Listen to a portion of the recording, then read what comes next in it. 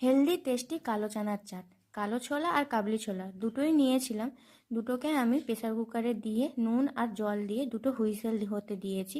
কাবলি ছোলাটা একটু দেরি হয় সিদ্ধ হতে, কিন্তু কালো ছোলাটা পুরোপুরি সিদ্ধ হয়ে যায়, তো অল্প সিদ্ধ হলেও চলবে, কোনো ব্যাপার না।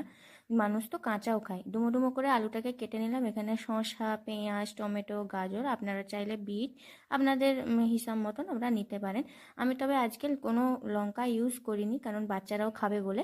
এখানে আমি কড়ার মধ্যে 1 চামচ তেল দিয়ে জিরেটা দিয়ে আলুটা দিয়ে দিয়েছি। তার সাথে এখানে আমি ছোলাটা সব দিয়ে দেওয়ার পরে ওই একটা পেঁয়াজ আমি বেটে রেখেছিলাম। বেটে রাখার পেঁয়াজটা ভাজা ভাজা হয়ে যেতে আমি চেক করে নিলাম যে ওটা হয়েছে নাকি, নুনটা হয়েছে নাকি। একটু পুরো পুরো টাইপের হবে, কড়ায় লেগে যাবে, সেই সময় নামিয়ে নিয়ে সব ভেজিটেবলগুলো দিয়ে দিন। আর তার সাথে একটু বিট নুন আর লেবু। এখানে আপনারা চাইলে গোলমরিচ ইউজ করতে পারেন।